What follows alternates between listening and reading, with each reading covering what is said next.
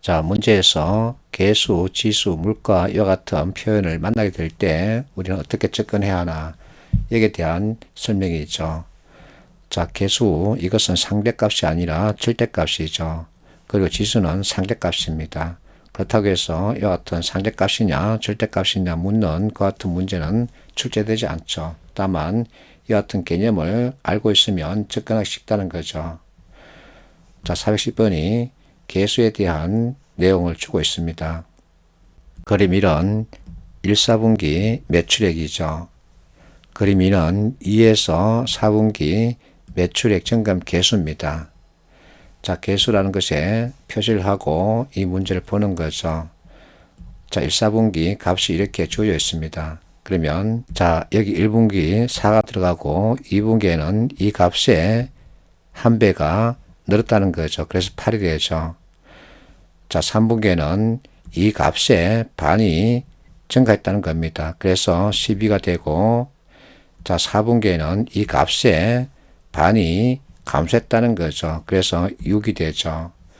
이와 같은 수치를 머릿속에서 빨리 잡을 수 있어야 합니다. 그러면 답은 B, C, A가 되는 거죠. 411번, 자, 표 제목과 단위 보면 지수란 표현이 등장합니다. 2010년을 100으로 봤다는 겁니다. 그래서 2010년 데이터가 얼마인지 모르지만 그 값을 100으로 보고서 이렇게 산출했다는 거죠. 자, 우측에 내가 잔소리를 해놓고 있습니다. 지수는 움직임을 파악하기 위한 목적으로 개발한 것이다. 자, 밑에 그림 보면 유량 A와 B는 실측치죠. 자, 물이 저수지에 들어와서 나갑니다. 그러면 저수지에 고여있는 물의 양을 언제 측정했는지 모르지만 측정할 때 그 시점의 값을 100으로 두자는 얘기입니다. 이것을 머릿속에 잡으면 되죠. 자, 1번, 2번, 답은 이렇게 되죠. 차이값을 묻고 있기 때문에 너무나 쉽습니다. NCS 문제 유형이라고 할 수 있죠. 여러분들이 직접 풀어보세요.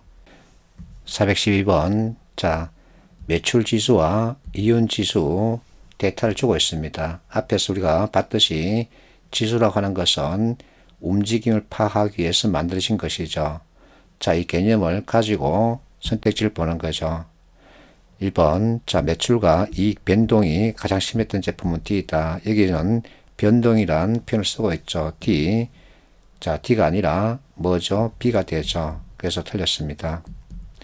2번, 매출과 이윤이 가장 큰 제품은 B이다. 자, 매출 지수와 이윤 지수 가지고 매출, 이윤 자체를 판단할 수 있느냐? 판단할 수 없죠. 이것은 실측치가 아니기 때문이죠. 그래서 틀렸습니다.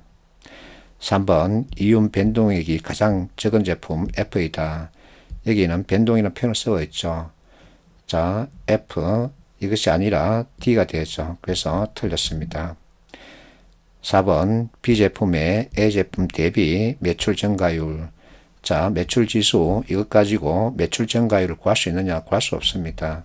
왜냐하면 실적치가 없기 때문이죠. 5번, 이 제품의 이윤 변동률에 대해서 묻고 있습니다. 이것은 B제품의 이윤 변동률 대비 20%, 이것을 25%로 바꿔주세요. 낮게 나타났다. 자, B제품, 여기 있죠. 20입니다. 그리고 이 제품은 여기 15죠. 그래서 20분의 20-15 하면 25가 나오죠. 옳지 않은 것을 찾으라고 그러죠. 합쳤습니다. 1번, 자, 식량 가격 지수에 대해서 묻고 있기 때문에 그림 이것을 봐야 되죠. 그러면 이것과 이것 차이값을 가지고 이것을 판단하면 되죠. 2번, 역시 식량 가격 지수 묻기 때문에 이 표를 보면 되죠. 매월 하락하였는지 여부를 보면 되죠. 3번, 자, 가장 큰 폭으로 하락한 품목은 낙농품이다. 그러면 구체적인 품목을 봐야 하기 때문에 표를 봐야 되죠. 자, 이것은 이 값과 이 값의 차이값 가지고 다른 품목 차이값 비교하면 되죠. 4번, 육류 가격 지수. 그러면 육류, 자, 상승하였다가 매월 하락하였다. 그것을 빨리 판단하면 되죠. 답은 5번이죠. 자, 표 가격 지수 보면 기준연도 2002년 가격지수는 100이랍니다. 자, 5번 2002년 대비죠. 2015년 그러면 이것을 봐야 되죠. 상승률이 가장 낮은 품목은 육류이다. 그러면 결국은 가장 낮은 품목을 찾아가면 되죠. 유지류죠. 그래서 틀렸습니다. 414번 PCM 문제죠. 두 개 합쳤습니다. 자, 지수 산출 공식을 이렇게 주고 있습니다. 1번 가지역 12월 아파트 실거래 가격, 다지역 12월 아파트 실거래 가격 높다 낮다 판단하라 그러죠.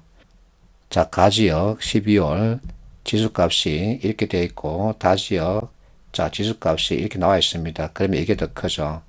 자, 이 데이터는 실적치가 아니라 산출치죠. 자, 실적치를 실제 조사에서는 어떤 공식, 이 공식이죠. 여기에 대입해서 나온 값이 이 데이터라는 겁니다. 그래서 자, 실적 데이터가 없기 때문에 가격을 논할 수 있다 없다 없습니다.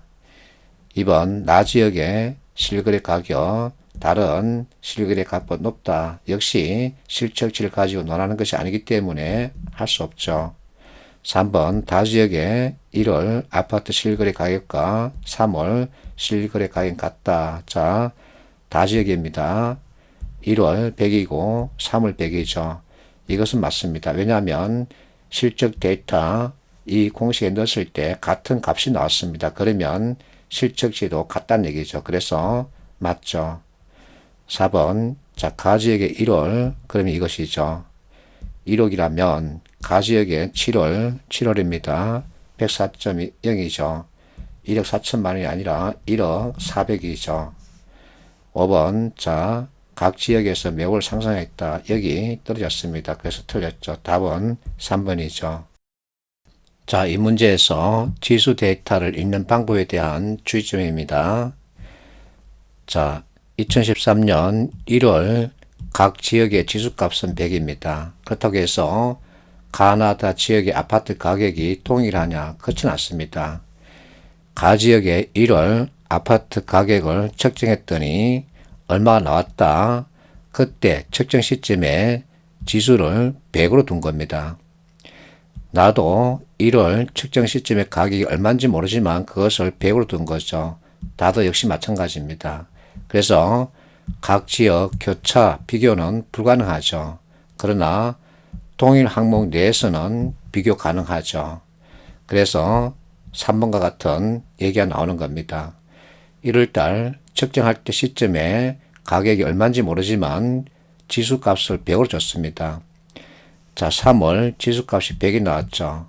그렇다면 이 공식에 따라서 1월 측정 가격과 3월 측정 가격은 동일해야만 지수값이 동일하게 나오는 거죠.